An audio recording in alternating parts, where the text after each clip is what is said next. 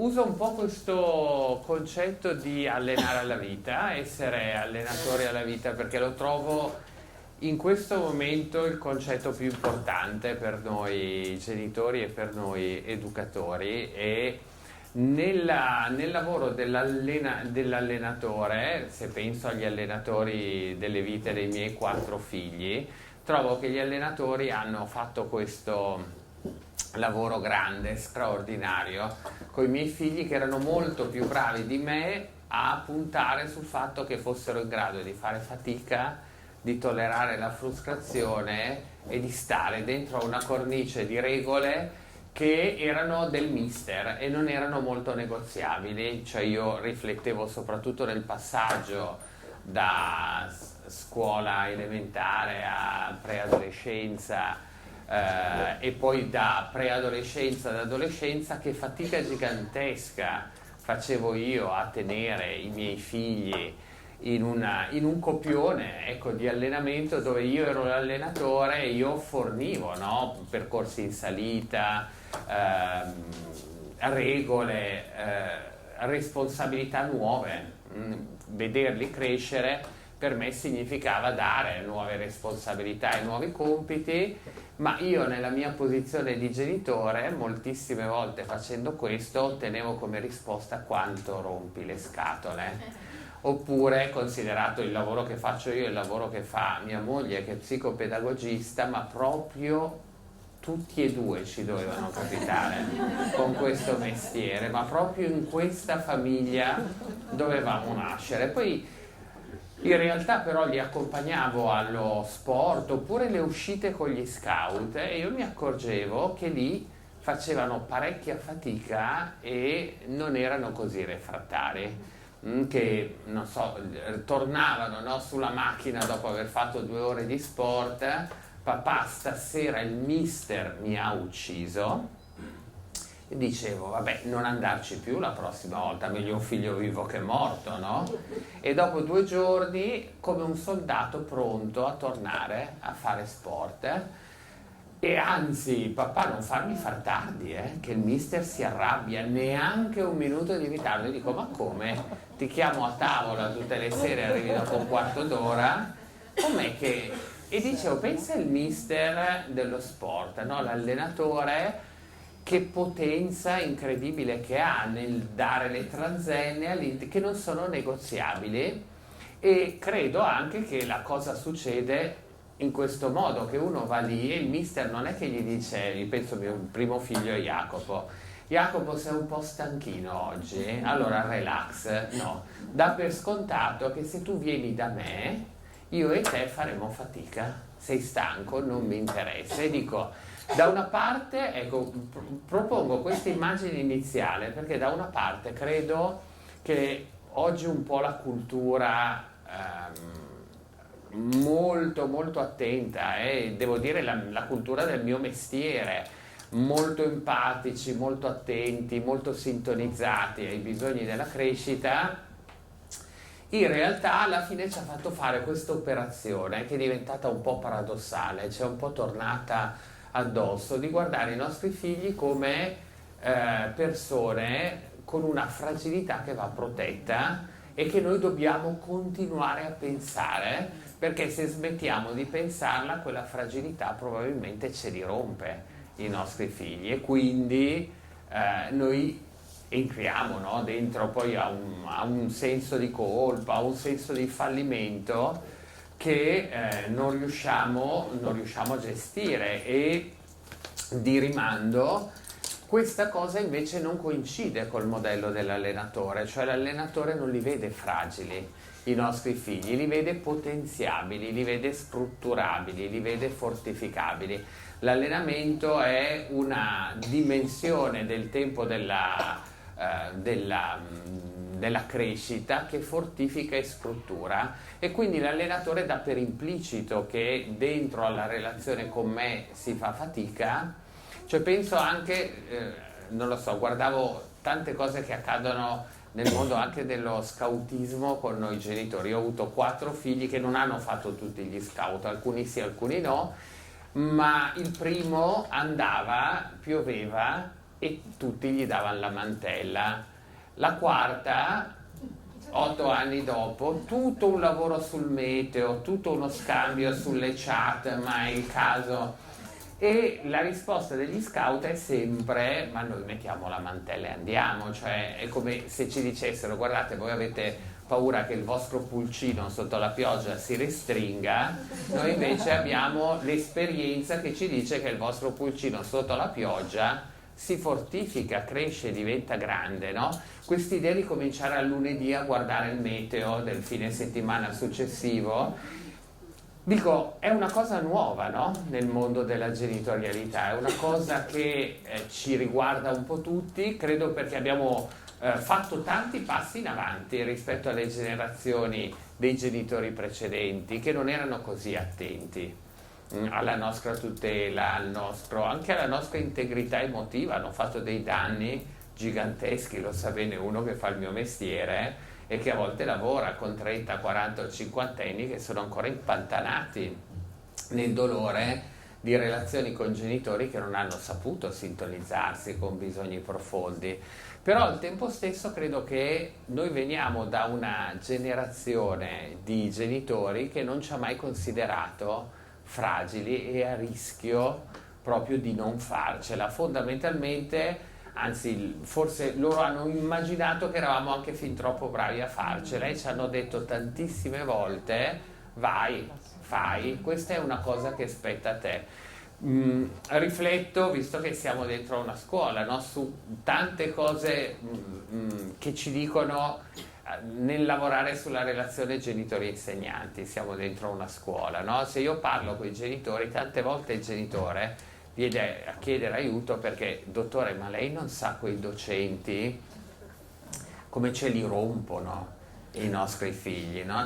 Proprio ce li non empatici, iperrichiedenti. In effetti l'ansia performativa oggi è tantissima roba, e del resto, se io parlo con i docenti, tantissime volte dicono: mamma mia, ma il momento di incontro con i genitori per noi è veramente una roba faticosissima, perché noi parliamo con i sindacalisti dei loro figli, no? Vengono con le fotocopie dei compiti, guardano, fanno i confronti e non si trovano la quadra dentro a questa posizione, perché è come se noi dicessimo che noi genitori vorremmo dire ai prof: abbiatene più cura, in senso empatico, no? Il prof li guarda un po' più con l'occhio dell'allenatore che dice: guarda, fortifichiamoli, cioè tu lascia che accadano le cose. Io ricordo che tornavo a casa da scuola con alcuni brutti voti, mi è capitato, insomma, e passavo i 5 o 10 minuti peggiori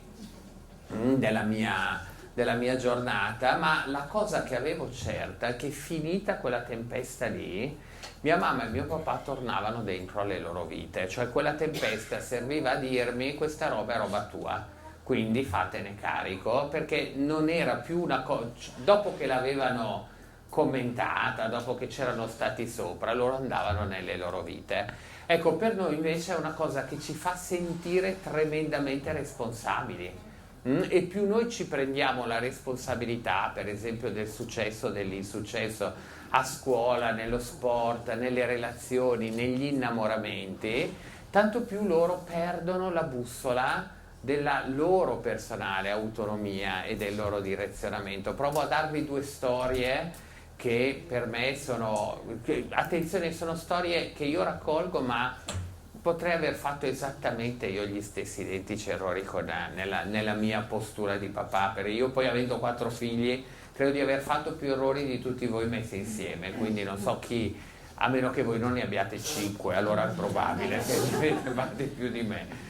Ma detto questo, una storia secondo me interessantissima è questa, perché ci aiuta a mettere un po' a fuoco il concetto di allenatore, che secondo me dobbiamo un po' rimodellare, no, oggi. Ed è la storia proprio inizio di anno scolastico al liceo, e un prof fa le prime interrogazioni di storia e un ragazzo prende 5,5.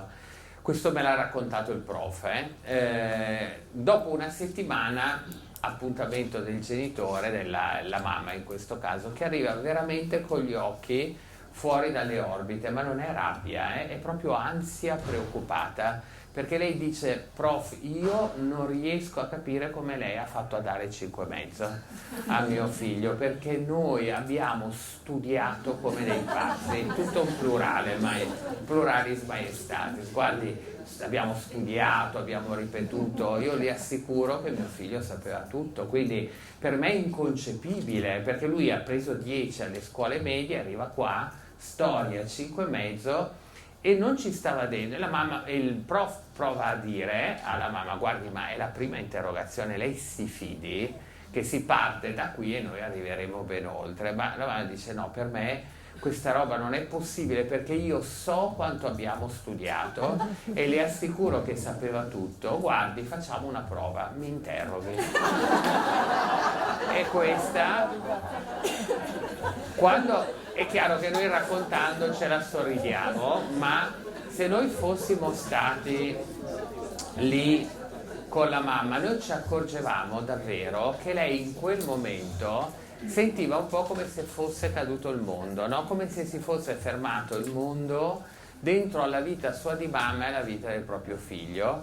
Per lei era inconcepibile quel risultato, e se noi riguardiamo le cose in prospettiva, prima interrogazione, primo mese della scuola superiore, è vero che veniamo da una storia di 10 alla scuola media, ma questa cosa può essere che storia al liceo non è più una materia solo da mandare a memoria, anche se sei tutto, è una materia su cui magari fare ragionamenti, fare collegamenti, io non so dirvi quella cosa lì, ma il tema è che se io sento che tu mamma ti rompi sul mio 5,5, è come se io mi frantumo ancora di più, perché il mio 5,5, oltre a essere un traguardo non raggiunto per me, è una cosa che fa male a te.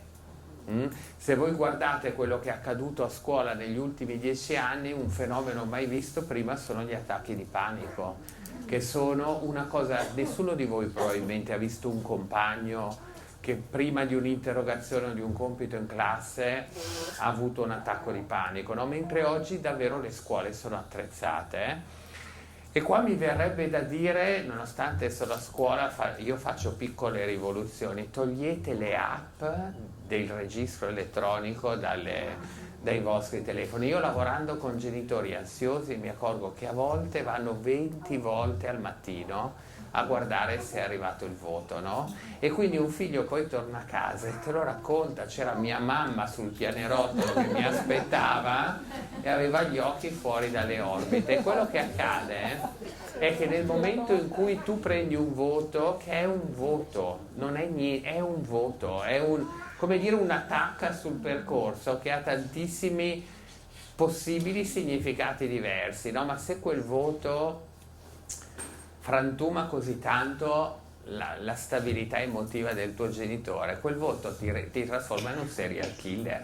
Tu torni a casa e non sai se la mamma regge, no? quella cosa lì. L'altro aspetto è che io non ti dico più niente perché mi dici un sacco di cose tu del mio voto, sapendolo già. Un bel esperimento fatto con alcune scuole è che il voto che compare sul registro elettronico è vecchio di un mese. Quindi se tu genitore leggi quel voto oggi e non ti piace, per esempio come genitore, quel voto, il tema non è più hai preso 4, il tema è perché è un mese che hai preso 4 e non me l'hai detto, che è tutta un'altra questione in termini di relazione, in termini di responsabilità. E secondo me è anche un rimettere, no, la capacità di pensarsi, di pensare a se stessi, ai propri percorsi, molto più al centro che mettere il traguardo, cioè la certificazione dell'arrivo al centro di tutte le nostre riflessioni. Provo a darvi un'altra immagine, che non ha niente a che fare con la scuola, un po' degli allenamenti che poi diventano di noi allenatori magari molto preoccupati, che poi diventano allenamenti faticosi anche nelle vite dei figli, e questo ha a che fare con la vicenda sentimentale di una quindicenne. Io non sapevo che era questa la questione, ma una mamma chiede un appuntamento urgentissimo perché non lo so. Quando arriva, come mai è qua? E lei mi dice, sono qua perché mia figlia, la quindicenne in questione, sta soffrendo troppo. E io dico, beh, ma signora, ma allora ci deve essere qua sua figlia, perché non la porta? No, perché io sono qua perché vorrei capire se c'è qualcosa che posso fare per farla soffrire un po' meno. Allora cerchiamo di capire di quale sofferenza stiamo parlando. E lei mi dice, guardi che mia figlia soffre tantissimo perché è stata lasciata dal suo ragazzo e non se l'aspettava. E io mi fermo e dico, però signora, se soffre perché è stata lasciata dal suo ragazzo, sta facendo la cosa giusta.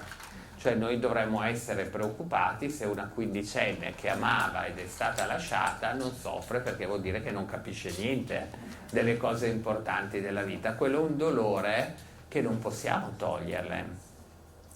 E la mamma mi dice, no, ma per me è troppo dolore. E dico, signora, se è per lei è troppo dolore, chissà cosa diventa per sua figlia, dobbiamo stare un po' più regolati. E dico, ma da quanto tempo è accaduto? No? Diamoci un criterio temporale, più o meno da 7-10 giorni. E dico, facciamo così, perché quando noi ci formiamo ci dicono che proprio la tristezza per la perdita di una relazione, che la quintessenza del dolore è il lutto, ma l'abbandono d'amore è tanta roba anche quella. Dico, ci vogliono 6 mesi, no? Un po' per rinormalizzarlo. Ho detto, facciamo che fra 6 mesi, se sua figlia soffre così tanto, noi ci rivediamo, ma diamole il tempo di attraversarlo. Questo. E lei impazzisce, dice, 6 mesi, ma non è possibile, è sempre un po' io non posso farcela, no? E capisco che lei vorrebbe una bacchetta magica, che consegno la bacchetta magica, si va a casa e la figlia soffre un po' meno, ma non esiste, grazie mille. A quel punto a me viene questa cosa fortunata nel colloquio, perché dico, signora, ma lei a 16 anni aveva un ragazzo? E la fortuna è sì. L'ha sposato il signore, e la fortuna, non so se... no, non l'ho sposato. Allora le dico, signora, ma se ce l'ha fatta lei a sopravvivere, guardi, cosa manca a sua figlia per farcela anche lei? E questa cosa immediatamente l'ha riscritturata sull'idea del troppo dolore della figlia. Cioè ha detto, guardi che lei probabilmente non ha avuto una mamma che è andata dallo psicoterapeuta per vedere se riusciva a farla soffrire un po' meno, eppure ce l'ha fatta. Dia il permesso, mi verrebbe da dire, no? Dia il permesso a sua figlia di sentire che la sua sofferenza ha un significato e non può essere tolta facilmente. Come ci piacerebbe a noi genitori togliere la parte faticosa nella vita dei nostri figli. Io su questa cosa la sento tanto quando lavoro con i genitori, e questa cosa parte prestissimo, perché nei nostri allenamenti vorremmo sempre avere figli che sono molto tranquilli, molto contenti, molto regolati, ma tutto nell'alleanza totale, dove ci vogliamo bene. Noi abbiamo detto, io e Barbara, fondamentalmente il nostro mestiere è cambiato quando abbiamo scritto un libro che è L'età dello tsunami, ed è stato che nostro figlio, che era un patatone meraviglioso, è diventato un preadolescente guerriero, e ce ne siamo accorti, no? E ci sarebbe piaciuto scrivere L'età della brezza gentile, ma invece è stata l'età dello tsunami. Me ne accorgo tantissimo perché voi genitori, adesso parlo di voi quando mi usate per il mio mestiere, tantissime volte arriva la preadolescenza e venite da chi fa il mio mestiere e dite, dottore, fino a 2 mesi fa in casa c'era un meraviglioso patatone, adesso c'è il mostro. Io le porto il mostro, il vero che lei me lo smonta, mi rimonta il patatone, io mi riporto a casa il patatone, che col patatone ci so stare in relazione. Quella è un'operazione impossibile. Se avete visto Inside Out 2, voi avete proprio visto, sono stati bravissimi e l'hanno costruito con la collaborazione dei neuroscienziati. Tutto il cartone è fatto benissimo in termini di neuroscienze. Vedete che una notte schiacciano il bottone pubertà e durante la notte dentro al cervello emotivo di Riley salta la plancia di comando e arrivano tutte le nuove emozioni, ansia, vergogna, cioè tutto un mondo nuovo potentissimo, E la mamma se ne accorge perché lei la mattina dopo va dalla sua tesorina Riley e la sveglia con lo stile della tesorina Riley. E Riley le dice delle robe tremende a sua mamma quella mattina. La mamma si accorge che è cambiato il copione, sta molto zen, non reagisce, mentalizza, tiene dentro, capisce che sono accadute parecchie cose, che cambierà un po' il modo di stare. Ecco, cosa cambia? Cambia che a quel punto il genitore deve stare in relazione con un sistema dove c'è parecchio caos nei funzionamenti mentali, ed è un caos che la stessa Riley fa fatichissima a gestire. Se guardate il cartone è così sul pezzo di quello che accade oggi ai nostri figli, che fa succedere a Riley un attacco di panico prima della fine del film. Lei perde proprio il controllo di sé, e fondamentalmente quello che ci dice il cartone è che trovare il controllo di sé, cioè sentirsi allenati e pronti alle sfide della vita, è un lavoro molto complesso. È un lavoro che oggi è ancora più complesso perché i nostri figli stanno in un tempo dove sono avvenute due cose. Una, a noi non ci piace tanto essere allenatori un po' strutturanti, un po' fortificanti, e quindi siamo molto accoglienti sugli aspetti sregolati dei nostri figli, no? Diventiamo molto amabili, ma siamo poco strutturanti, e questa cosa è precocissima. Cioè, se io guardo il genitore del patatone che è diventato un mostro e che vorrebbe portarsi a casa il patatone, non è molto diverso dal genitore del quattrenne che viene da me a dire, cioè, faccia lei dottore il lavoro sporco, cioè non mi dice così, mi dice dottore mi aiuti a tirar fuori il mio bambino dal lettone. Perché? Io non l'ho mai visto il suo bambino, lei lo conosce dal primo giorno, perché dopo 4 anni decide che deve farla con me questa roba? Come mai non ci riesce? E spesso il genitore mi dice no, guardi, io ci ho provato, però lui piange e non ce la fa. E quando un genitore mi dice questa cosa, è come se mi dicesse che il suo sogno è questo: tesoro, è 4 anni che dormi nel lettone, adesso è tempo che vai nel lettino. E il bambino dovrebbe rispondere: hai ragione papà, è 4 anni che aspettavo che me lo dicessi, allora stasera ci vado. Allora, diciamo che quelli che noi chiamiamo salti di crescita sono davvero impegnativi, cioè portare i figli a camminare in salita è davvero un lavoro impegnativo per loro, quindi a loro piace la fatica? La risposta è no. La fatica non piace a nessuno. Purtroppo la fatica è l'unica dimensione che fortifica. Noi ce la siamo un po' raccontata che possiamo fare un sacco di nuovi apprendimenti in modo super divertente, ed è vero che il compito dell'educatore è rendere il più possibile bella, piacevole, accogliente, divertente l'esperienza, ma se devi camminare in salita devi fare fatica, appunto. Altrimenti l'alternativa è la cabinovia, cioè sali in cabinovia, arrivi in cima e un po' vincere col doping. Guardate una cosa che mi è accaduta con un altro genitore in termini proprio di allenamento alla vita. Questo è accaduto nel tempo del lockdown. Vi racconto tutta la storia perché secondo me ci dà tanti elementi sul riflettere un po' su quelli che chiamiamo i bias, no? Gli errori un po' automatici che entrano nei nostri modelli di allenamento.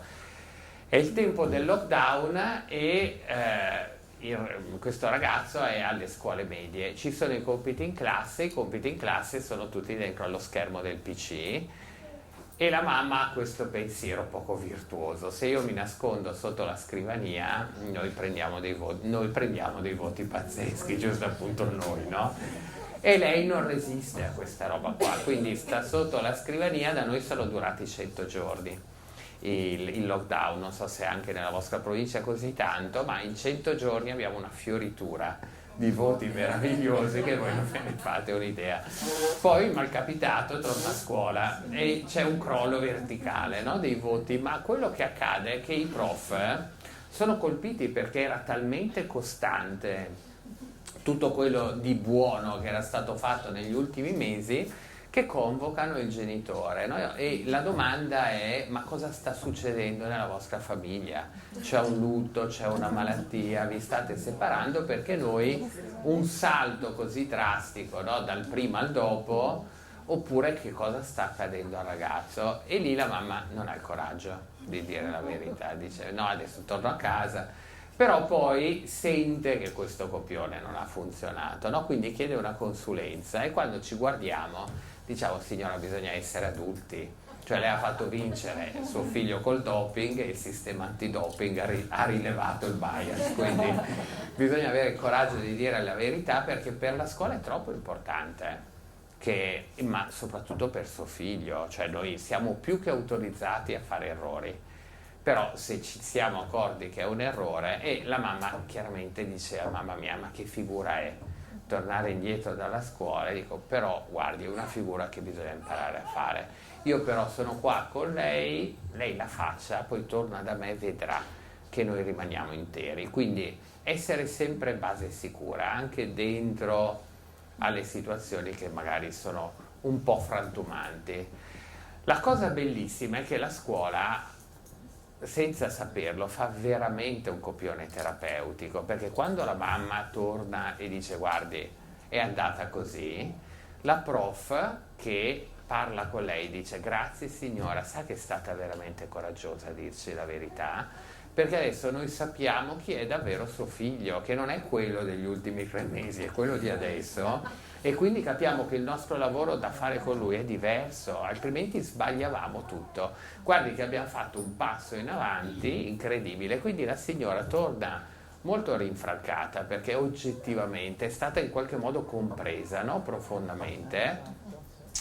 E a quel punto però dico alla signora: però adesso noi abbiamo da capire perché lei, allenatore alla vita di suo figlio, non ha resistito a farlo vincere col doping, perché c'è sempre un motivo che a volte ci fa muovere in modo inconsapevole in una direzione che potrebbe non essere la migliore, però comprendere i motivi è molto importante. E lì viene fuori questa narrazione che è davvero toccante, perché lei dice: ma se io ripeto, perché la domanda che io uso tanto, una domanda molto molto utile in terapia, no? Ma a volte anche per riflettere sulle nostre dinamiche: ma signora, ma dove l'ha imparato che la cosa più importante è portare a casa voti alti? Lei dove l'ha imparato? E lei improvvisamente dice: ah, io ho avuto un problema col mio papà, il mio papà era severissimo e se io portavo a casa un voto sotto al 7, il mio papà mi sgridava tantissimo. E nel momento in cui dice questa cosa, noi riguardiamo che cosa è accaduto con lei sotto la scrivania, che riceveva tutti. Quando lei dice facevamo, prendevamo, quel noi era proprio lei che medicava la ragazza che era stata mortificata da un papà che aveva messo, no, la scaletta lì sul valore del voto, non guardava i percorsi, guardava il voto, e quindi un voto sotto il 7 diventava una roba molto molto ansiogena. E quindi abbiamo potuto riflettere su come, perché quella era la posizione di allenamento sbagliata, perché lei usava i voti del figlio non per il bene del figlio, ma per medicare una cosa che era capitata a lei, cioè un figlio che diventa una sorta di riparazione di qualcosa che ci è capitato nel passato. Ecco, questo a volte è un po' l'errore che io vedo fare tanto, cioè vedo che spesso come genitori noi non riusciamo a tenere quella giusta distanza, no? Quel paio di occhiali, un po' perché non vogliamo che i nostri figli ricapitino le cose che ci hanno fatto soffrire magari quando i figli eravamo noi. E l'altro aspetto è che spesso anche nella relazione con gli altri genitori non vogliamo trovarci in una posizione che è o di inferiorità o di diversità. Io questa cosa, immaginatevi, l'ho raccontata spesso, i nostri figli hanno avuto copioni di vite digitali molto molto diverse da quelle dei loro amici. Questo è stato poi un mio grande tema di lavoro con i genitori dei figli degli altri. Quando Jacopo, i miei figli sono della generazione Z, nati tra il 2000 e il 2008, E a me è capitato tra il 2005 e il 2010 di lavorare con famiglie che venivano a chiedere aiuto per cose che io non avevo mai visto prima nella richiesta di aiuto dei genitori.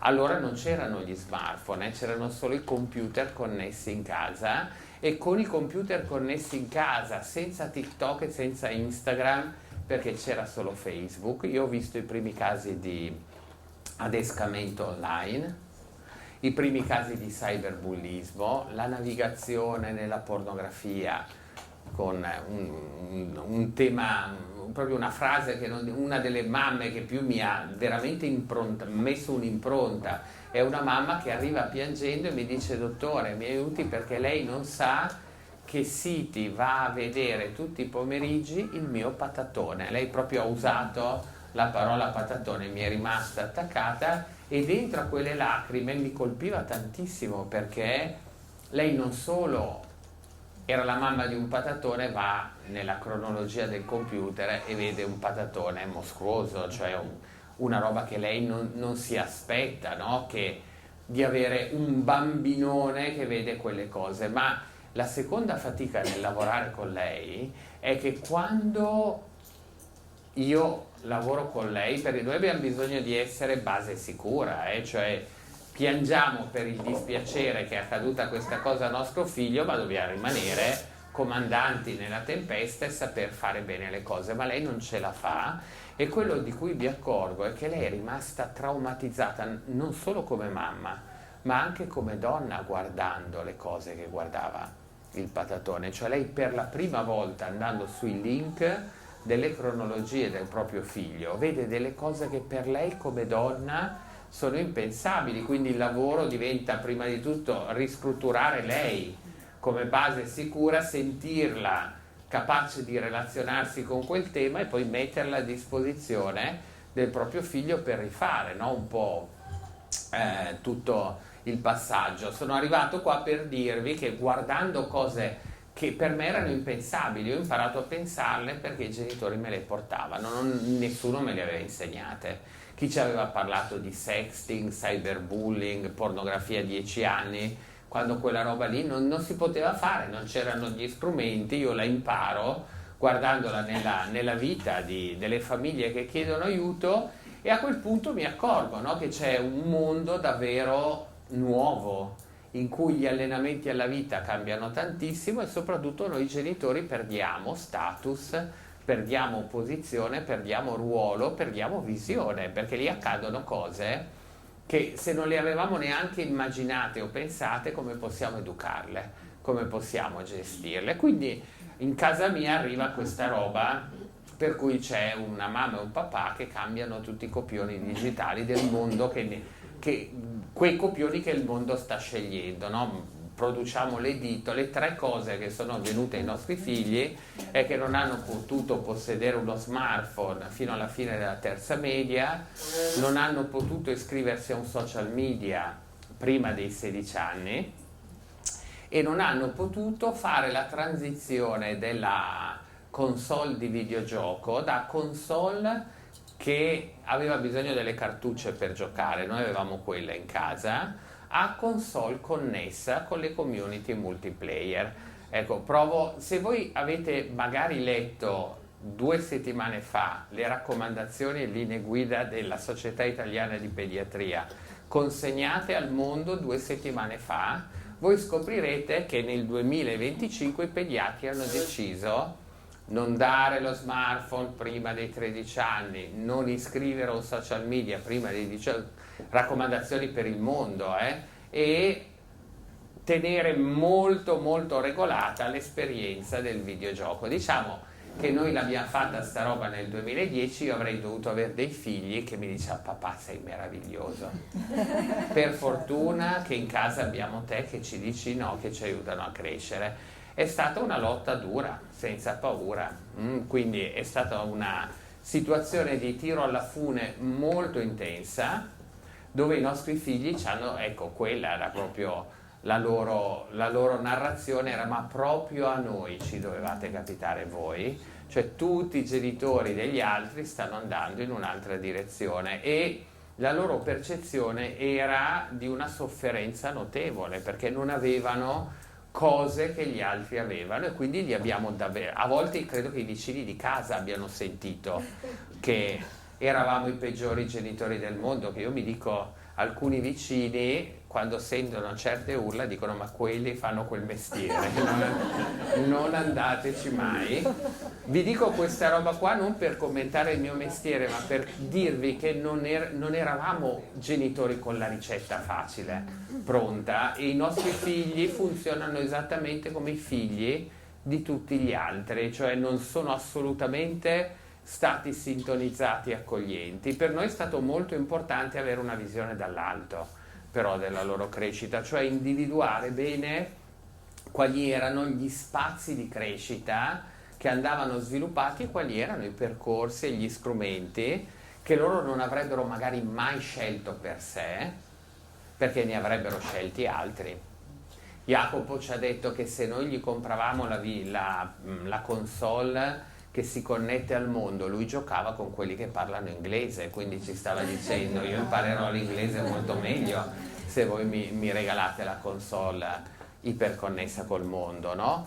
E quello che sento forte io è che effettivamente qual è stata la fregatura gigantesca che ha reso così faticoso l'allenamento di noi genitori? È che improvvisamente il mondo del mi piace è entrato nella loro vita massicciamente come un imperativo molto più imponente del mondo del mi serve.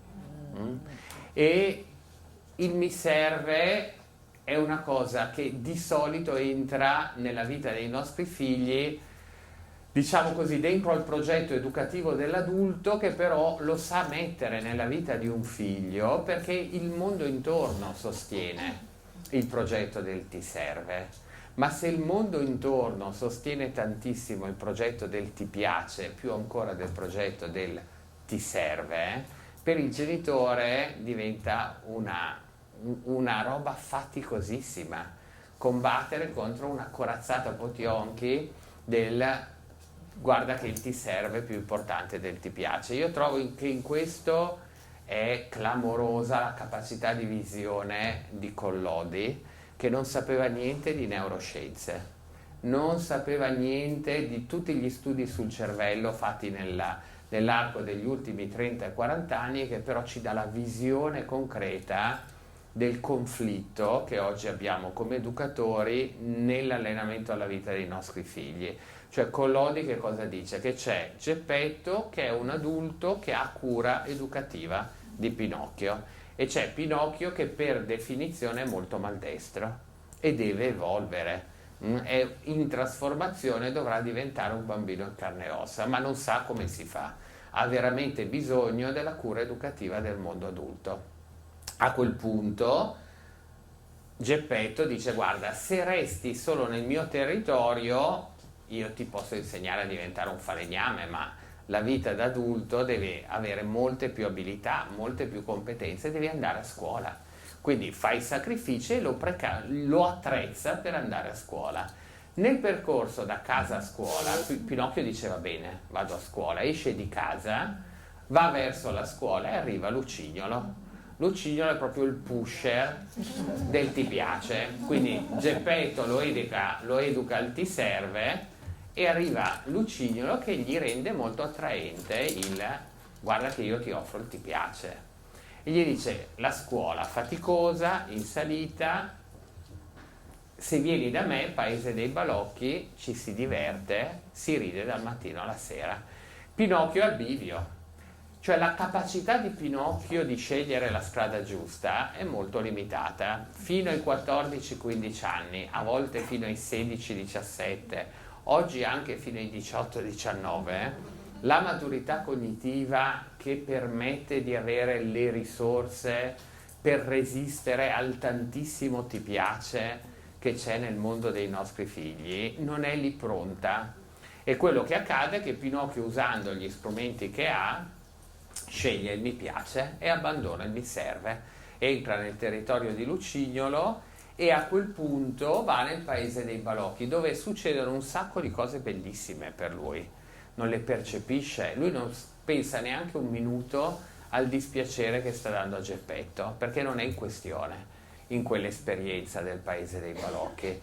Quello che ci fa vedere molto bene con Lodi è che vanno a dormire dopo una giornata meravigliosa nel paese dei balocchi, si svegliano, e questa è la cosa che trovo straordinaria in questa storia, che non è che ci dice che sono successe cose tremende, ci dice che qua ci sono le orecchie d'asino, si accorgono che tutti hanno sulle orecchie d'asino, che escono da questa zona, che è la zona della corteccia prefrontale, che è quella zona del nostro cervello che per noi costituisce il terreno d'arare, come genitori, come educatori. Noi tutto quello che facciamo con la nostra proposta educativa è fortificare le reti neuronali che stanno proprio qua, nella corteccia prefrontale. Se voi entrate col neuroimaging nel cervello dei nostri figli, voi vedrete che la maturazione di quest'area qua, corteccia prefrontale, è lentissima e ci vogliono più di 20 anni per arrivare a piena stabilità. Quindi il nostro cervello è un po' come un panetto di DAS, lo tiri fuori quando nasci dal pacchetto d'argento e hai 20 anni di tempo per dargli forma e modellarlo. Dopodiché lo appoggi sul tavolo e dopo un'ora è diventato secco, non ci puoi più fare quasi niente. Potrai lavorarci di cesello e scalpello, ma facendo molta più fatica. Questa cosa le neuroscienze la chiamano neuroplasticità, dura circa tutto il tempo dell'età evolutiva, anche un po' di più, e è un enorme potenziale per l'esperienza di apprendimento. Io la chiamerei per l'esperienza di allenamento alla vita.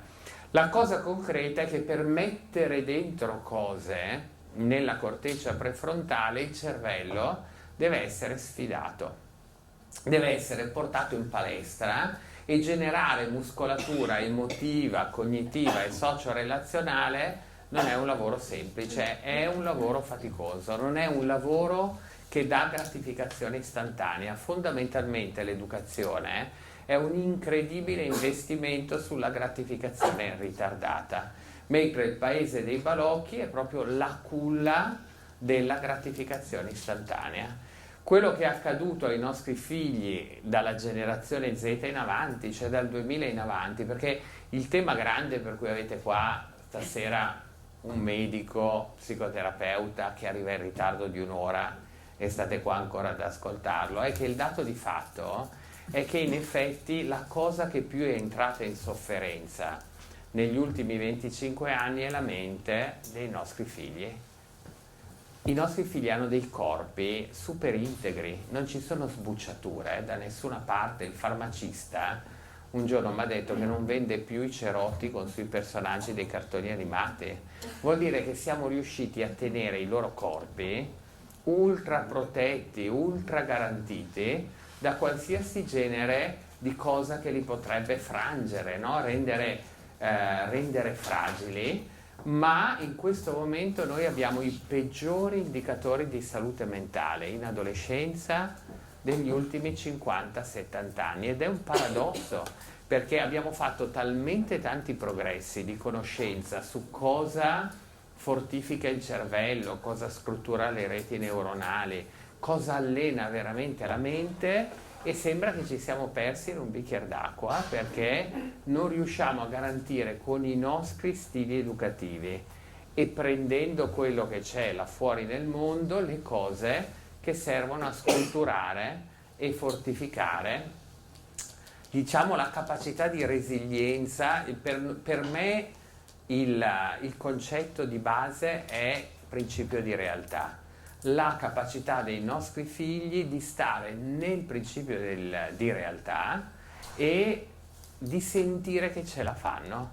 Cioè, qual è il tema gigantesco che abbiamo oggi? È che fanno tantissime cose nella loro stanza, escono molto meno fuori nel mondo, e quando escono fuori nel mondo sono una generazione ansiosa, proprio definiti come tale. Di rimando noi li guardiamo e vediamo che hanno un potenziale gigantesco, avrebbero la possibilità davvero di tenere il mondo in mano. Cos'è successo? Cioè, per quale motivo l'uscita fuori nel mondo li trova in qualche modo così ritirati, e i dati comportamentali ci dicono che la media di tempo di connessione dopo gli 11-12 anni è dalle 3 alle 6 ore al giorno, che se ci pensate è il tempo della scuola. Questo dovremmo guardare anche la nostra media di connessione, ma il dato di fatto è che c'è qualcosa che è entrato nella loro vita che occupa un tempo praticamente equivalente alla mattinata scolastica. E uno dice, ma è un'amplificazione, no? Un approfondimento, vanno lì dentro, guardano i documentari della National Geographic Society, guardano i tutorial per imparare bene la lingua inglese, fanno tutto il brain training di fortificazione delle abilità e delle competenze. Uno dice, certo che quella roba lì è un supporto non indifferente alla loro crescita. In realtà andiamo a vedere, fanno 3 ore di TikTok, 3 ore di Fortnite, vanno a vedere i video YouTube di Ciccio Gamer. Io scopro che la bestemmia nell'online ha una zona franca totale. Lo scopro perché una mamma dice torno a casa dal lavoro e io sto male già in cortile perché il mio 12enne che sta videogiocando urla e bestemmia come se non ci fosse un domani. E quindi dice, ma io come faccio adesso a rimetterlo nella posizione? E guardate qua come sono stati utili secondo me le metafore legate al mondo dello sport, perché il 12enne che bestemmia quando gioca a Fortnite come se non ci fosse un domani, in realtà è anche un calciatore nella squadretta dell'oratorio del suo paese. Quindi io gli dico, ma scusami, ma se tu sabato giochi una partita di campionato del campionato degli oratori e stai per andare a gol e l'avversario arriva a gamba tesa e ti fa un fallo, no? Ti blocca l'azione da gol e tu in tutta risposta lanci un bestemmione a cielo aperto che ti sente tutto il campetto. Cosa fa l'arbitro? Lui mi risponde subito cartellino rosso. Mamma mia, cartellino rosso cosa vuol dire? Espulso. Ho detto ok, la partita dopo puoi giocare. Mi guarda e mi dice no, anche la partita dopo col cartellino rosso devo saltare 2 partite. Dico mamma mia, nella vita reale basta una bestemmia per non giocare 8 giorni. Nella tua vita virtuale ne puoi dire 100 tutti i giorni e vai avanti a giocare e continuare a dirle. Quindi qua Houston gli ho detto abbiamo un problema, perché o nella vita reale gli adulti sono sadici e cattivi, o nella vita virtuale mancano gli adulti e uno che si deve allenare alla vita si prova a fare l'esatto contrario di quello che poi l'arbitro ti chiede nella vita reale. Allora gli ho detto facciamo questo esperimento. Se gli adulti della vita reale sono esagerati, tu la prossima partita che fai sabato prossimo vai in campo e devi urlare a cielo aperto almeno 10 bestemmie. Se poi arriva l'arbitro col cartellino rosso lo guardi e gli dici no, mi scusi, ma questa non è più la regola del mondo moderno, perché adesso noi giochiamo a Fortnite, siamo diventati bestemmiatori incalliti e voi arbitri dovete cambiare le regole del gioco. Ecco, se l'arbitro ti dice hai ragione, poniamo Jacopo hai proprio ragione, sono un cavernicolo, sono uscito fuori ad arbitrare la partita con la clava, ho sbagliato a fischiare. Se però l'arbitro tira fuori il cartellino rosso, allora qua abbiamo un altro problema, perché noi abbiamo in casa 2 genitori che non sanno fare bene gli arbitri, perché alla prima bestemmia del gioco di Fortnite bisognava tirare fuori il cartellino rosso. Perché non tiriamo fuori il cartellino rosso? Perché c'è una certa consapevolezza che produciamo una sofferenza che a volte si manifesta in modo esplosivo nella vita. Io ho visto ragazzi che prendono a calci le ante dell'armadio fino a sfondarli, ragazzi che buttano per terra il joystick e ci saltano sopra, il giorno dopo ce ne hanno uno nuovo. Ho visto ragazzi che danno craniate contro il muro, anche solo se perdono a un videogioco, e sento che qua dentro c'è un aspetto, no? Che è proprio il mondo di Lucignolo, cioè una sregolazione di tutto quel mondo educativo, di regole, di direzionamento, di allenamento alla vita che il mondo adulto in qualche modo presidia fin da quando sono piccoli, ma su cui con un Lucignolo così potente abbiamo perso il controllo. Io posso dirvi che sta roba a casa mia è accaduta e un giorno sono al lavoro e sento mio figlio Pietro giù nella camera dove c'è la PlayStation, avevano FIFA, che urla come un pazzo.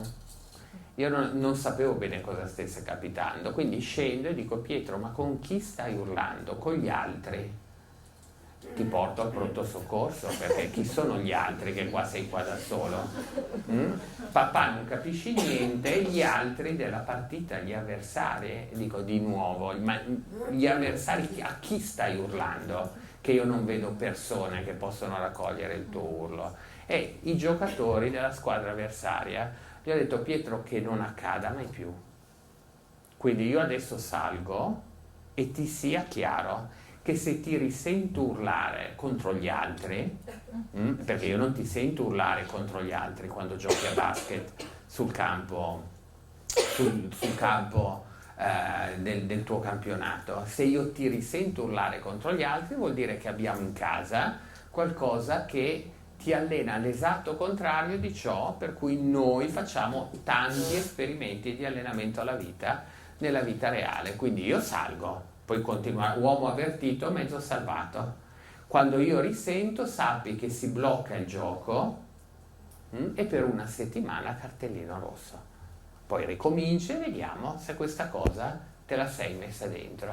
È chiaro che è faticosissimo fare questo lavoro ed è chiaro che secondo me oggi ci troviamo così affaticati a parlare di allenamento alla vita perché le 4 cose che dovrebbero accadere nelle vite dei nostri figli sono 4 movimenti e se ci pensate bene è qua che i nostri figli sono andati davvero in calcio d'angolo, cioè si sono messi Il primo movimento è da dentro a fuori, cioè più i nostri figli diventano grandi e più devono litigare con noi per conquistare il mondo fuori.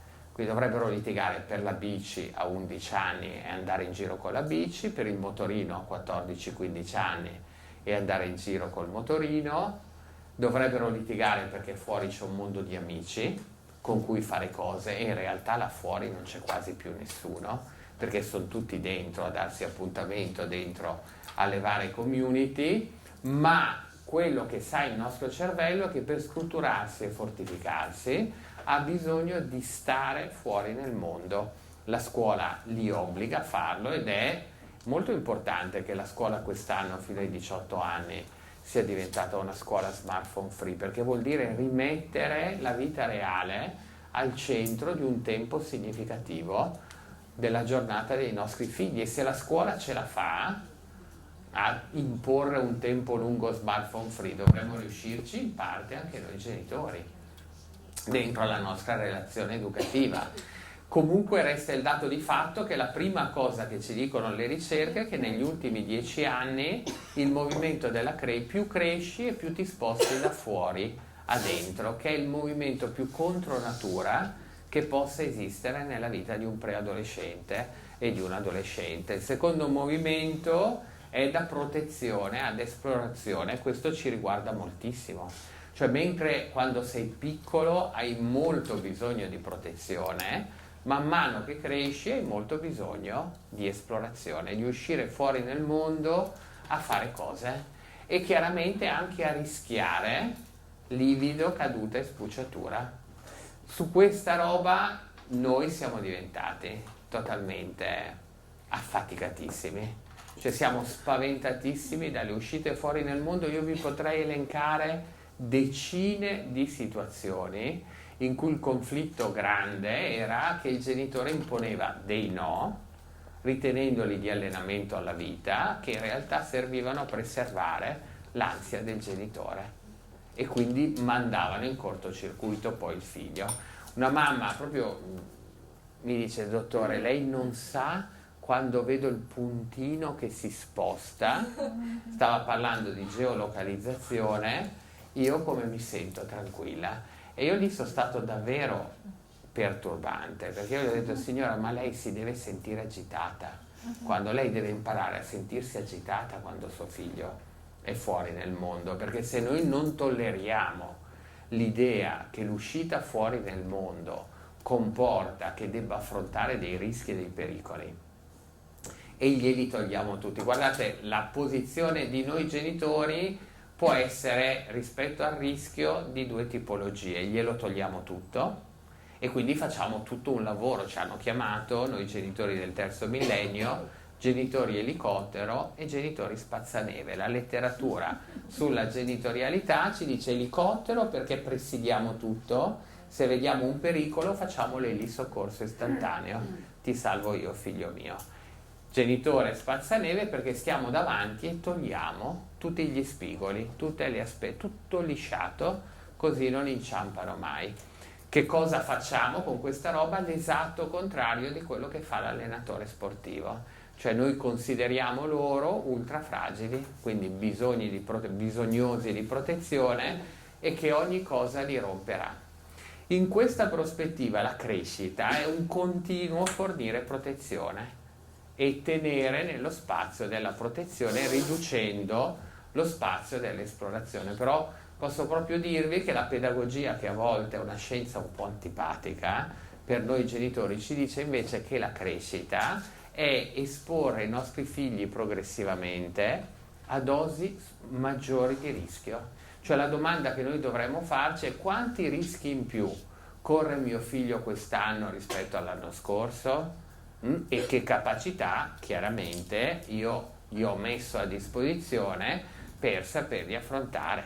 Noi in questo momento abbiamo in casa una neo 17enne che prende il patentino per andare a scuola al mattino con la macchinetta elettrica e non vi sto a dire che lavoro dal basso e dall'alto per generare tutte le competenze. È chiaro che mi piacerebbe moltissimo dire tesoro mio, ma ti accompagno io tutte le mattine. È anche chiaro che quando lei mi dice ma questa roba adesso è arrivato il tempo per, non sta facendo altro che dirmi, ma dice al mondo che dobbiamo diventare esplorativi e terzo movimento da dipendenza da autonomia, questo è il movimento che mi devi lasciar fare.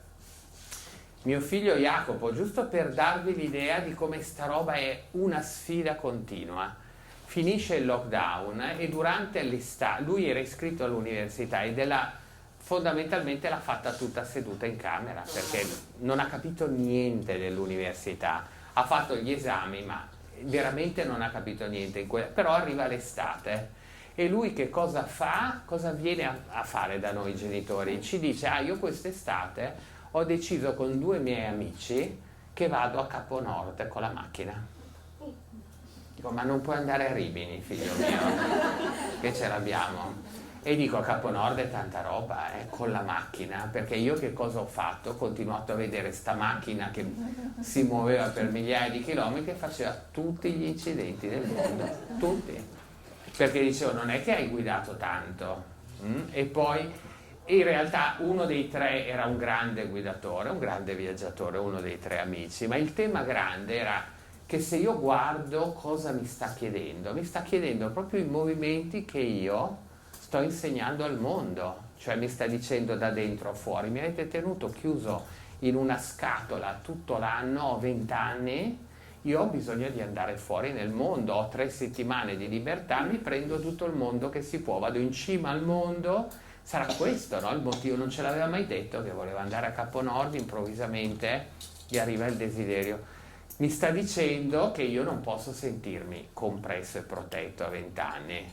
È vero, correrò dei rischi, ma ce la faremo. Devo diventare autonomo, mi sono organizzato con i miei 2 amici, il 4º movimento è da io a noi. Non faceva mica sta roba da solo, si erano organizzate. A noi genitori sarebbe piaciuto tantissimo dire no, però non abbiamo detto un sì così a priori, abbiamo detto, pieni di preoccupazione, parlando con gli altri genitori, abbiamo detto: guardate, a noi sembra che il passo è più lungo della gamba, però fra 10 giorni facciamo una riunione di famiglie, noi vi ascoltiamo e voi ci dovete convincere. Sono arrivati dopo 10 giorni con un faldone dove giorno per giorno avevano programmato tutto e avevano anche fatto la lista della spesa, inclusa la carta igienica, con cui sarebbero partiti per andare a Caponord. E io vi assicuro che a quel punto noi abbiamo detto: partite, cosa dovevamo fare? Quello che mi ha colpito tanto di me come genitore è che i primi 5 o 6 giorni io non ho fatto altro che tenermi sempre lo smartphone mio di fianco, perché tutte le polizie stradali del mondo avrebbero dovuto chiamarmi, no? Per avvertirmi di chissà, e dire a tutti gli angeli custodi della mia famiglia che di non stare da me, di andare su quella macchina lì, rinforzate per 6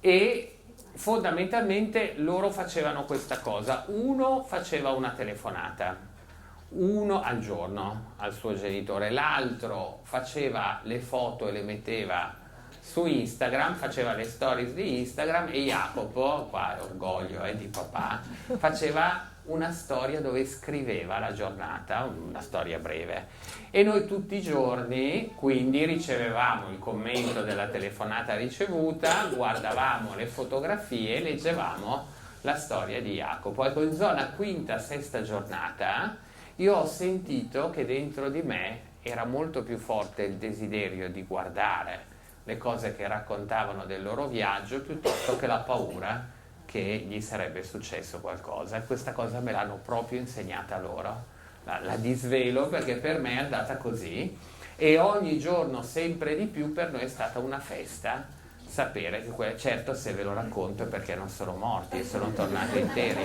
la roba avrebbe potuto avere bene, io ma che certezza ho io? A parte che non avevo certezza di arrivare vivo io qua da voi per come poi ho guidato gli ultimi pezzi, ma il dato di fatto, che certezza ho che sono rimasti vivi i miei, che Caterina con la sua macchina elettrica oggi pomeriggio non ha fatto un incidente. Ve lo dico con la tranquillità totale di uno che non può usare la superstizione, il pensiero magico per stare nella vita, perché io lavoro con pazienti che hanno il pensiero magico e che sono proprio infilati, no, dentro i loro percorsi un po' ossessivi, dove fanno i rituali che così la vita va esattamente come vogliono che vada. Io non ho nessuna certezza che i miei figli siano rimasti vivi oggi pomeriggio, d'altro canto non ho immaginato che a loro dovevo dire: non andate fuori nel mondo perché potreste farvi male. Certamente perché Caterina andasse sulla macchinetta elettrica per andare a scuola mi ha fatto tanto esercizio. Ci siamo dovuti convincere che era pronta abbiamo cambiato le gomme dall'estate all'inverno, abbiamo fatto delle cose per aumentare un livello di sicurezza che lei magari per se stessa non avrebbe pensato. Quella roba lì l'abbiamo pensata noi. Non ho molto di più da dirvi, se non che trovo queste cose le sfide più grandi oggi per noi allenatori alla vita. Credo di potervele raccontare con uno che ha il doppio sguardo, lavora con i genitori e vede che fatica fanno oggi a tirare fuori un bambino dal lettone. Ecco, 30 o 40 anni fa chi faceva il mio mestiere non lavorava su queste cose perché avveniva un po' in automatico, no? Oggi la nostra disciplina serve un po' a fare anche queste cose.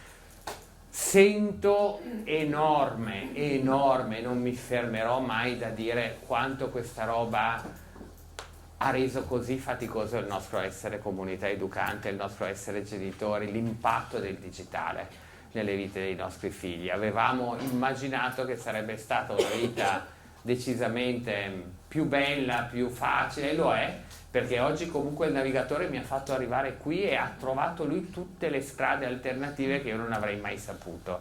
Quindi di sicuro abbiamo dei plus che 20 anni fa non avrei avuto, avrei chiamato, avrei detto: bloccato, signori, si salta.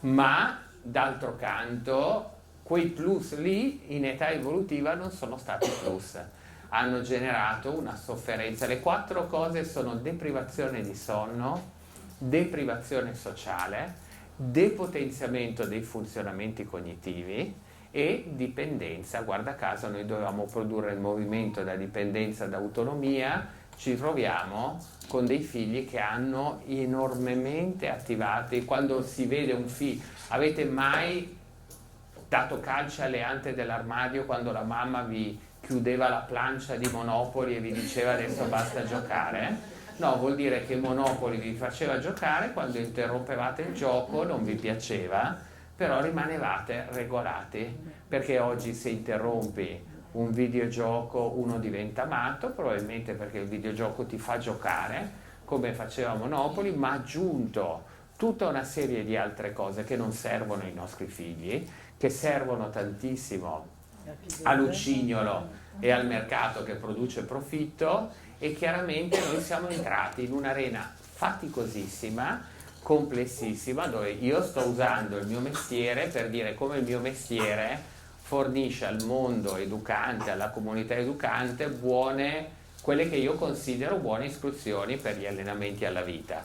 Ho tantissimi colleghi che se vengono qua loro a raccontarvi l'allenamento alla vita vi dicono che sono un po' idiota. Ho una narrazione proprio che mi riguarda e credo che ognuno è libero un po' di dire le cose che ritiene importanti. Ecco, le cose che io ho comunicato a voi non sono solo il mio mestiere, sono proprio la mia vita di papà. Cioè io ho la tranquillità, ho dei figli totalmente ordinari, non abbiamo vinto medaglie, non abbiamo vinto niente. Ok, ho dei figli che stanno vivendo, studiando, guardando amici, avendo un ragazzo e una ragazza, andando all'università, non abbiamo mai avuto i primi della classe, mai. Mi piacerebbe dirvi: guardate, avrete delle aiuole proprio di figli che vi fanno dei niente, non abbiamo a casa neanche una coppetta sportiva, niente, non abbiamo vinto niente, però insomma ci stiamo allenando, magari un giorno vinceremo qualcosa.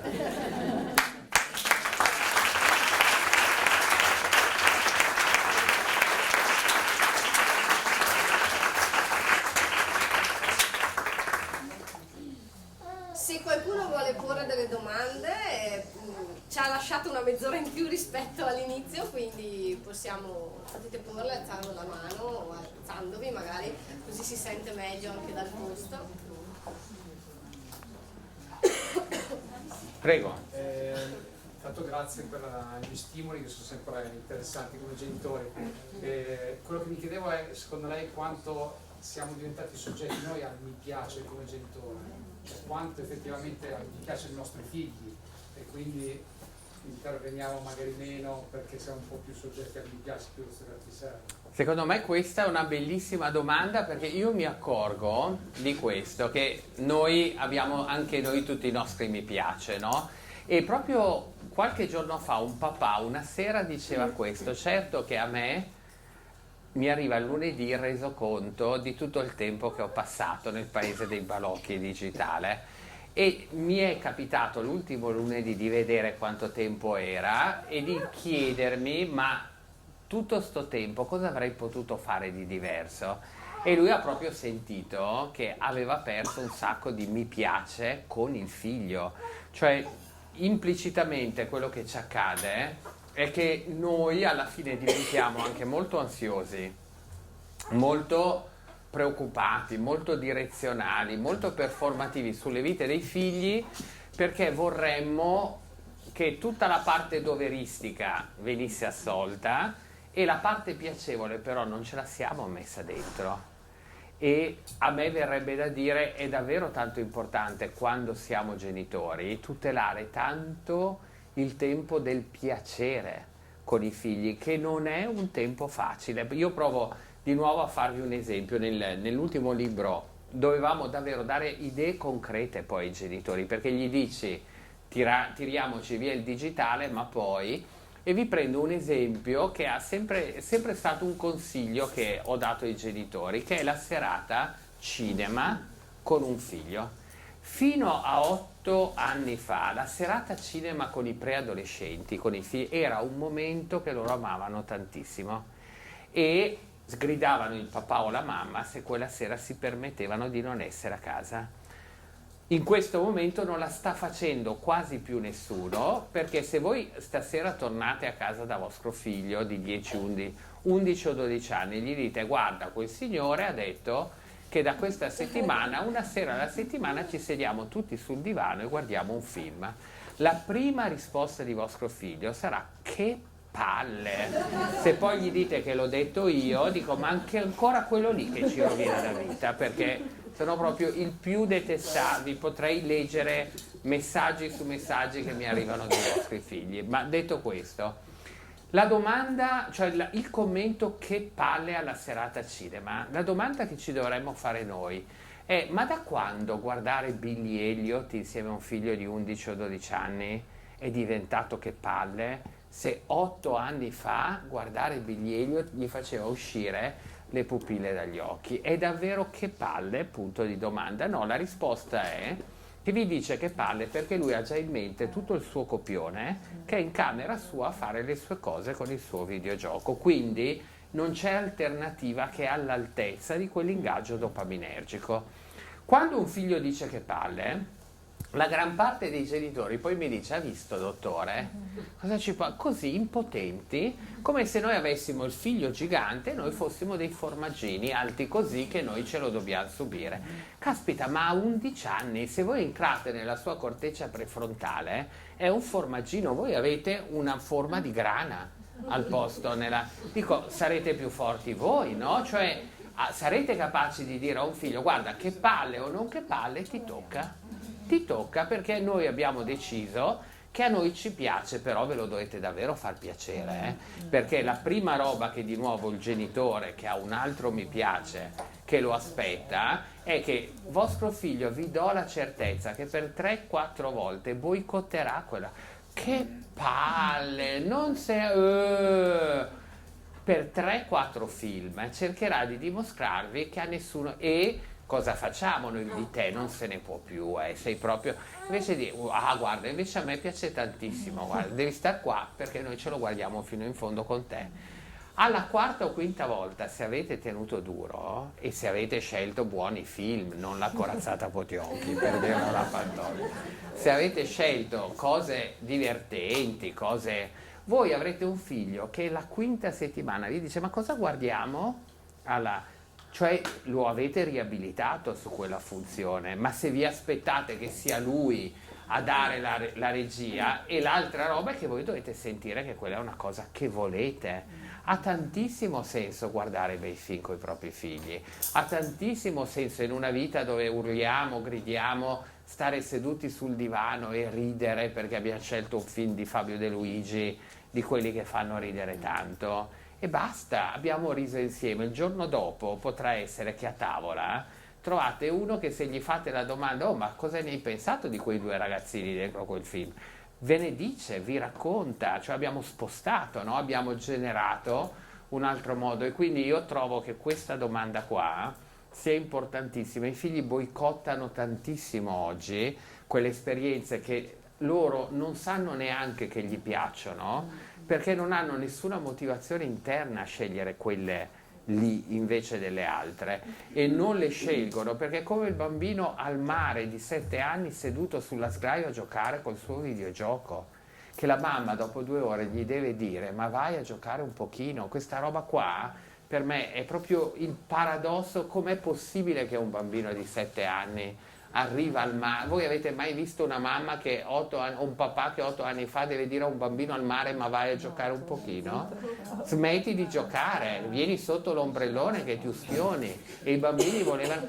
Cosa è accaduto a quei bambini per cui essere al mare non gli fa piacere l'esperienza del mare tanto quanto lo stesso videogioco che avrebbero giocato nella loro cameretta? Se noi non ci attrezziamo a guardare con un pensiero critico tutta sta roba qua, e alla fine l'unica spiegazione che ci facciamo dare è che siamo genitori fragili. Non siamo genitori fragili, siamo impotenti di fronte alla potenza dell'ingaggio dopaminergico con cui abbiamo riempito la vita dei nostri figli già da neonati. Durante l'allattamento scrolliamo e loro guardano il nostro scrolling. Tutta sta roba dobbiamo imparare a rimetterla al suo posto. Prego. Posso fare una domanda sulla scuola smartphone free? Allora, sicuramente non utilizzare lo smartphone prima di una certa età è una cosa sanissima, molto condivisibile. Però mi capita di vedere molti genitori che non agiscono, come non agiscono su tante altre cose, non agiscono neanche sull'educazione digitale dei propri figli. Allora, la scuola smartphone free, ho recentemente avuto a che fare con una professoressa di scuola superiore che dice a me, non ho scambiato, però dice a me dispiace che mi abbiano tolto lo smartphone a scuola, perché io facevo l'educazione dell'algoritmo con i miei ragazzi e quindi tutte le mattine, quarto d'ora, gli dicevo andate su questo sito, andiamo a cercarci questa tal notizia.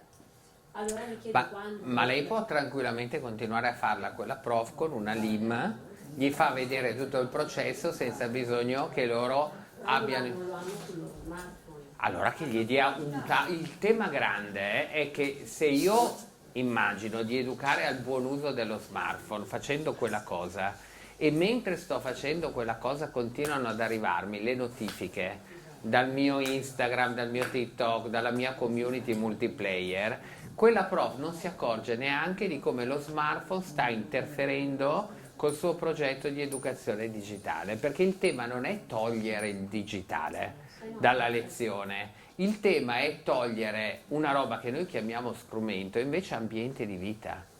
Il che vuol dire che quando anche solo tenerlo sotto il banco spento, voi vedrete che tantissimi ragazzi, se ce l'hanno lì, trafficano per accenderlo. Ora, mi piacerebbe essere smentito, ma la scuola smartphone free, laddove è stata introdotta e misurata, ha migliorato in modo drastico due cose. La prima è il profitto degli studenti.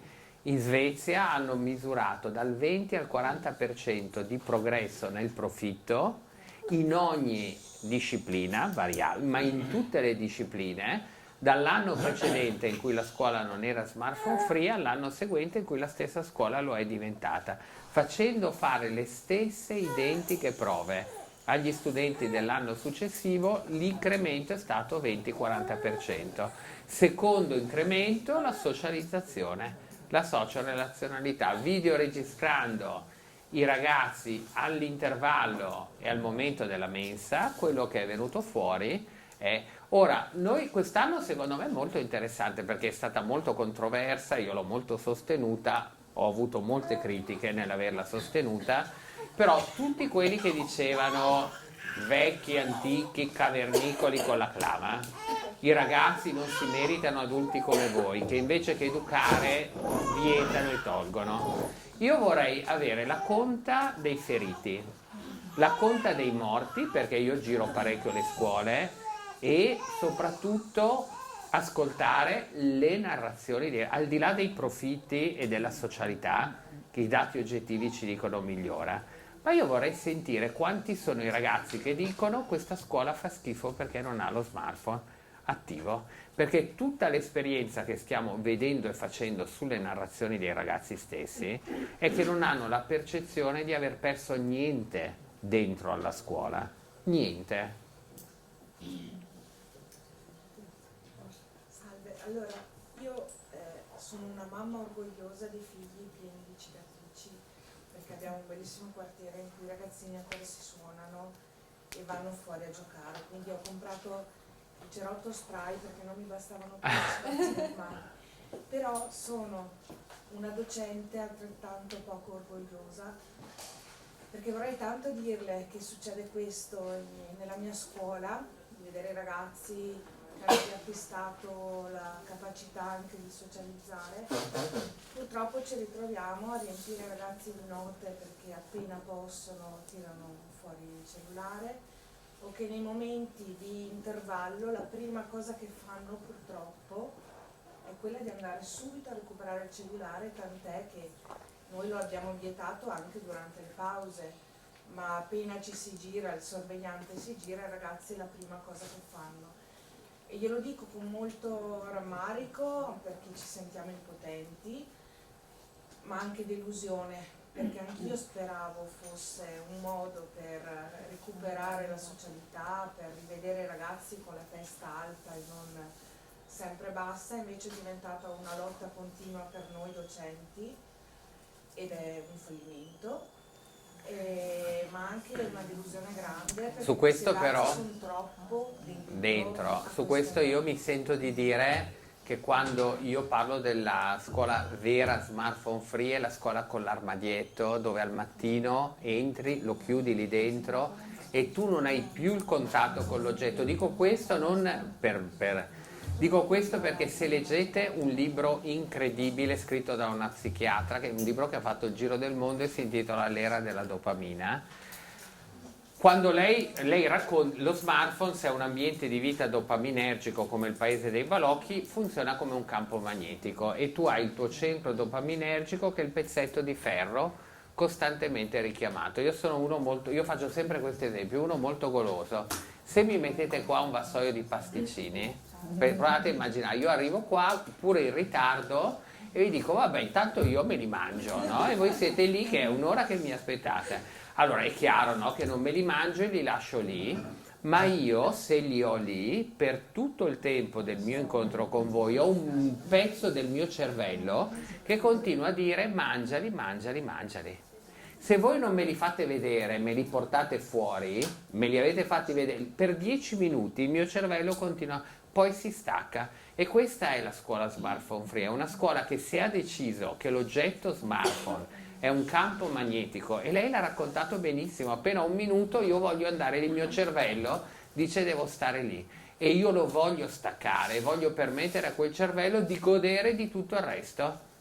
Io lo devo chiudere in una stanza e dire la stanza si riapre un minuto prima di uscire da qua. Quindi la vera scuola smartphone free non è quella che ti dice tieni lo spento, che è una roba che vorrebbero i più evoluti, no? Dicono vorrebbero una pedagogia della responsabilità. Ok, ma a me che ho 60 anni con i pasticcini non mi trovate evoluto, trovate il mio cervello che funziona come l'uomo delle caverne, che se vedeva una roba gratificante non è che si dice non ne hai bisogno. Ma quando la facciamo partire l'educazione digitale allora?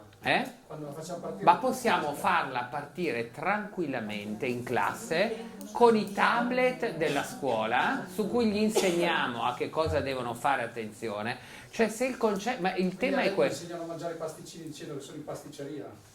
No, a me insegnano a mangiare i pasticcini al momento giusto e quando me li posso permettere. Se poi tu dai per scontato che tenendomi in pasticceria io sappia autoregolarmi, io ti dico che a 11-12 anni io mi mangerò più pasticcini possibili. Quello sarà il mio unico obiettivo. E l'altro tema è che io guiderò la macchina tutta la vita. Se tu vuoi farmi guidare la macchina usando il principio, allora comincia a guidarla presto, perché la guiderai tutta la vita e me la dai in mano a 12 anni, è molto probabile che io la imparo a guidare. Io ho tutte le competenze per poterla guidare la macchina, ma se nella mia autoradio esce la canzone di Cristina D'Avena e io non la voglio sentire, però sono in autostrada e devo darmi la priorità sicurezza, il mio cervello, che non ha la corteccia prefrontale sviluppata, che è quella che si occupa di pianificare, eseguire, definire le priorità, valutare le conseguenze, le implicazioni delle mie azioni, il mio cervello mi dice fregatene della sicurezza, troppo importante che ti rimetti a sentire una canzone che ti piace. Io mi distraggo molto più facilmente perché a 18 anni saprò anche darmi quella priorità. A 12 anni non sono capace. Esattamente come per educarli al buon uso della pornografia, li dobbiamo portare nei siti pornografici e dirgli impara a resistere, resistere, resistere. Sappiate che non è una buona strategia, molto meglio tenere la pornografia proprio dietro a un cancello armato e presidiato, perché se io a 12 anni, dopo che tu mi hai insegnato tutto quello che mi hai insegnato sulla pornografia, entro in un sito e l'unico mi fa la domanda, il sito, ai 18 anni, e mi hai pure insegnato a non dire le bugie, papà, quindi dovrei dirgli no sito, ne ho 12, me ne mancano 6, ciaone, ci vediamo fra 6 anni. Ecco, sappiate che nessun vostro figlio 12enne è capace di fare sta roba. Neanche qualche quarantenne. Non parliamo. Prego. Volevo chiederle sul discorso delle gratificazioni. Io mi trovo un po' in difficoltà a volte, io ho un figlio 43enne con un bambino di 8 anni ed è tanto che combatto contro il fatto che questo bambino debba essere sempre gratificato se ha avuto un piccolo successo. Non so, adesso che fa la scuola elementare, vai al colloquio con gli insegnanti e ti dicono che va tutto bene, il genitore si gasa, tutte queste cose qua. Allora regalo. E questo ti dice: nonna, ma tu non mi fai un regalo che sono stato bravo a scuola. E io dico: per me il regalo vuol dire condividere con te un'esperienza, no? Perché con tuo papà, quando era piccolo, io dicevo: io vado a lavorare, il tuo lavoro è la scuola, il regalo è un'altra cosa, no? E io mi trovo un po' in difficoltà con questo, non so, dover sempre questi bambini pomparli e gratificarli. Cioè, fanno un viaggio di quest'estate in montagna, vai in montagna, sì, mi porto Tommaso, ok, quanto tempo dura il viaggio? Durerà 2 ore. Beh, ma prevedi una pausa, vero? Beh, ma ti porti l'iPad? No, io non porto l'iPad perché in macchina ci parlo insieme e gli dico guarda qua, guarda là. No, ecco, e sono anche dei bravi genitori, voglio dire, perché gli stanno veramente, proprio lavorano sull'autonomia, sulla socializzazione, sull'aver fiducia in sé. Non posso dire questo, però ragazzi, sul discorso di dargli costantemente questi rinforzi, io non mi ci trovo, non so. Lei è proprio come Freud, quindi dice, perché quello che dice Freud è che nel tempo della crescita dobbiamo spostare i nostri figli dal principio del piacere al principio di realtà. E il principio di realtà come strumento principale non ha la gratificazione, ma la tolleranza alla frustrazione.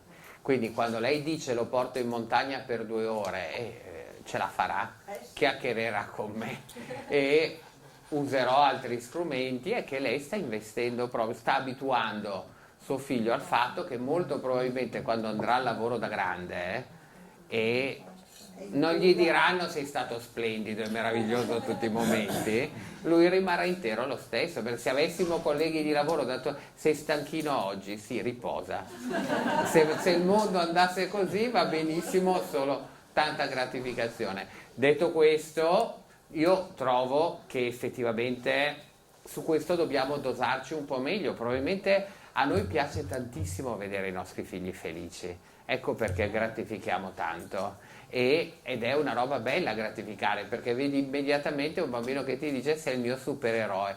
Però quello che avviene dopo è che se poi gli metti una piccola frustrazione, essendo il grande fornitore di gratificazione, lui si arrabbia da matti e dice ti odio. Ma come? Semplicemente oggi mangi la pasta rossa invece che verde, e diventa intollerabile per lui non vedere riconosciuto quella roba che lui... A volte mi capita di vedere bambini che sono alti una cacciotta e che fanno i direttori d'orchestra di 6 adulti che sono alti come l'Empire State Building, 2 genitori e 4 nonni. E qual è il tema? Il tema è che il genitore, l'adulto, non ce la fa più a dirgli guarda, sta roba, i famosi no che aiutano a crescere. C'era una... prego. Buonasera. Nostra figlia, che ha 13 anni, è sempre chiusa in camera, ovviamente. Però lei non ha social, non ha vita sociale, diciamo, non ha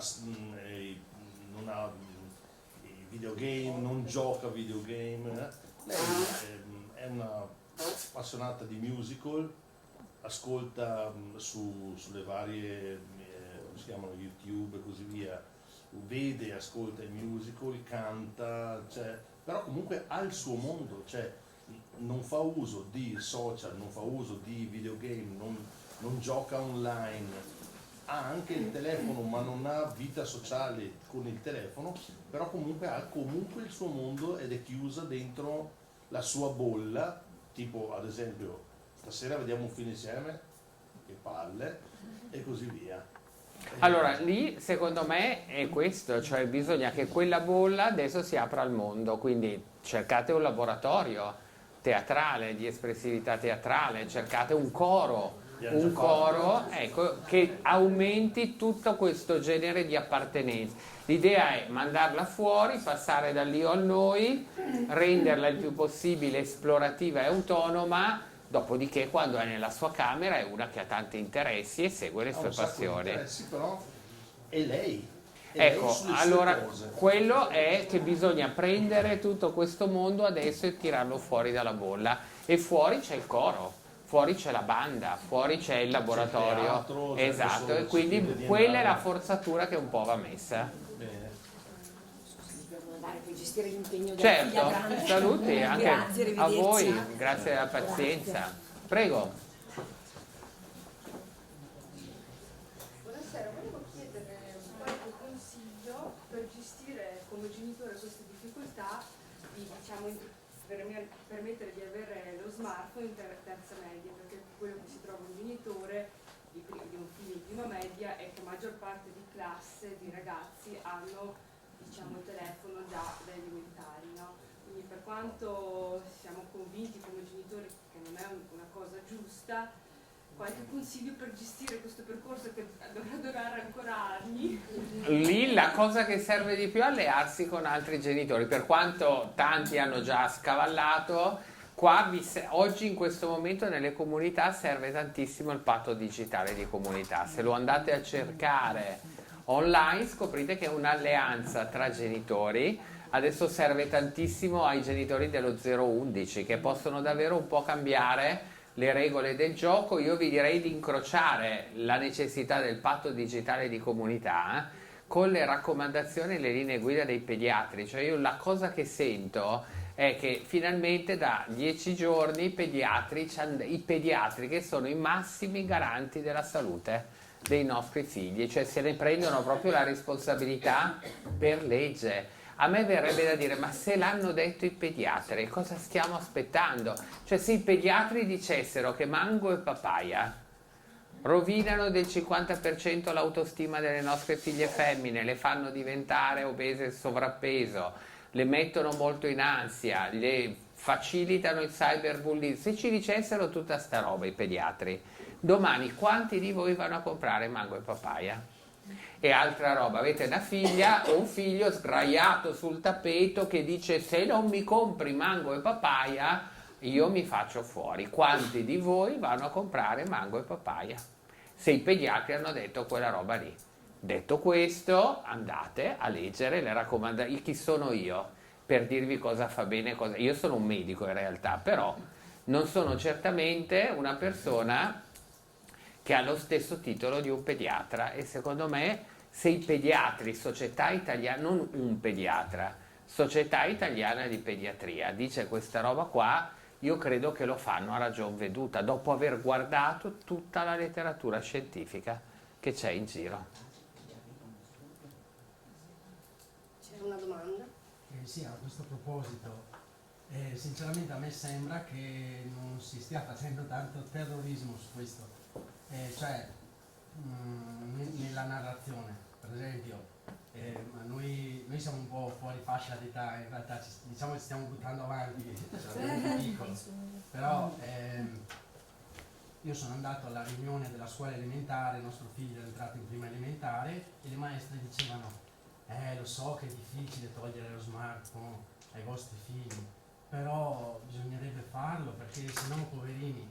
Invece secondo me servirebbe magari un po' più di, cioè nel senso, primo, no, a me sembra, dopo capisco anche ovviamente i docenti che quando si trovano davanti ai genitori devono anche adattare magari un po' la comunicazione e partono già dal presupposto che ovviamente noi genitori per primi abbiamo un problema con questo strumento, con questo marchingegno che abbiamo in tasca, però credo che finché si comunica così, diciamo senza dare tanto peso e quasi come se fosse una cosa che sì, beh, ma cioè non mi sembra rispetto a magari qualcuno ha una narrazione effettivamente anche dai dati che si presentano che sono preoccupanti, non vedo questa narrazione. Ma io credo che da una parte purtroppo se i pediatri sono stati così oggi risoluti, per esempio nel mio settore non siamo ugualmente risoluti e quindi ci sono tante narrazioni diverse e purtroppo, io dico purtroppo, e io trovo faticoso, perché io ho una visione magari un po' medico-scientifica, cioè a me piacerebbe, io avrei bisogno di 2 tipi di studi per non tenere in piedi questa narrazione. Uno, studi che correlano tutti i vantaggi per l'età evolutiva di un digitale disponibile da presto, cioè così come spesso sento dire i dati che diffondiamo oggi che allarmano, che allertano, non sono dati scientifici, perché correlation is not causation, la correlazione non serve a spiegare la causa, ma allora facciamo così, datemi tanti dati che correlano i vantaggi, perché la Svezia ne ha cercati tantissimi e non li ha trovati, e in generale se io vado nella letteratura, pensate a quanti soldi vengono spesi per dimostrare da parte delle e le stesse multinazionali, adesso non sto a farvi tutta l'analisi, sanno benissimo qual è il danno, perché hanno fatto tantissime ricerche interne.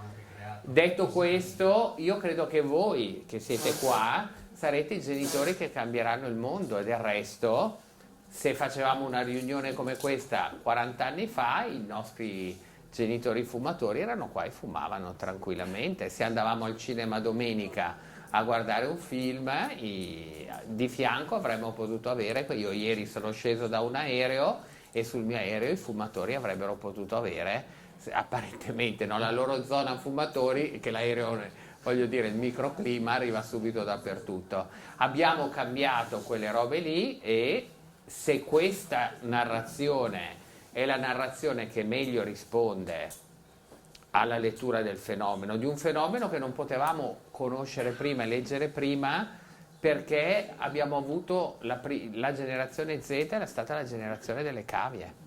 Hanno fatto le misure sui nostri figli, che per la prima volta hanno frequentato e abitato un mondo diverso che prima non c'era. Poteva andare tutto bene, apparentemente i dati ci dicono che non è andata così. Quindi è chiaro, io presumo che già quelle maestre che l'hanno detto in modo gentile, un po' leggero, hanno già fatto tanta roba. Non lo so, io credo che sinceramente... La domanda è proprio questa, legata al fatto che dal punto di vista della neuroscienza ci sono degli studi che correlano questa esposizione precoce a tutta questa strumentazione digitale e l'enorme sviluppo, l'enorme incidenza dei disturbi specifici dell'apprendimento che si stanno verificando adesso in questi ultimi anni. Io insegno in istituto superiore da 25 anni, mi rendo conto che ogni anno abbiamo sempre più ragazzi che hanno queste problematiche. Allora, provo a darle un esempio. Hanno preso bambini di 3-6 anni, un gruppo di bambini a cui gli adulti leggono libri più o meno tutti i giorni per 45-50 minuti. Un gruppo di bambini di 3-6 anni a cui i bambini non leggono, non hanno quell'esperienza e interagiscono con uno schermo per videogiocare 2 ore al giorno. Sono andati col neuroimaging dentro i loro cervelli a guardare come è organizzata la materia bianca nelle aree sottocorticali che si occupano di lettoscrittura, e che quindi saranno quelle che si occuperanno di imparare a leggere e a scrivere a 6-7 anni, nei 2 anni successivi.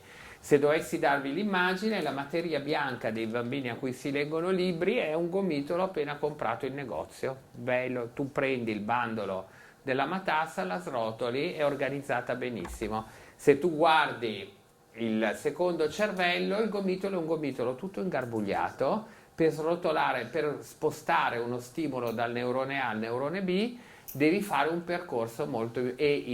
questo è uno studio pubblicato su JAMA, Journal of American Medical Association, ed è una delle riviste più alta evidenza scientifica, e i ricercatori concludono: questo ci farebbe dire che un'interazione precoce intensa con la stimolazione del videogioco nella vita dei bambini disorganizza la microstruttura della materia bianca nel cervello di bambini e bambine, e per loro questo è uno di quei fattori predisponenti poi a un incremento dell'incidenza di disturbi specifici dell'apprendimento. Ne abbiamo dette abbastanza? Prego, sì, sentiamo l'ultima. difficoltà a ritrovare dei punti di dialogo con mio figlio 17enne. È normale questa cosa? Assolutamente. Dico di sì. Se è fuori nel mondo, sì, e c'ha gli amici, vuol dire, perché quello è il posto. Cioè noi anche quando diciamo noi adulti, no, ci mettono addosso un'ansia che non siamo abbastanza accoglienti con i saluti, ma quando noi avevamo 15 o 16 anni non era la mamma che andavamo a dire adesso ascolta il mio dolore, era il nostro amico del cuore, la nostra amica del cuore, quindi è chiaro che poi non ci devono né trattare male né dimenticare, cioè dobbiamo trovare un modo per rimanere sistema, però è vero che io ho saputo che mio figlio Pietro aveva una ragazza da mesi, da sua cugina Arianna, che l'aveva visto sul suo profilo Instagram in una stories e che era venuta a cena da noi e che ha detto oh, ho visto la tua ragazza, cosa? Grazie. Va bene.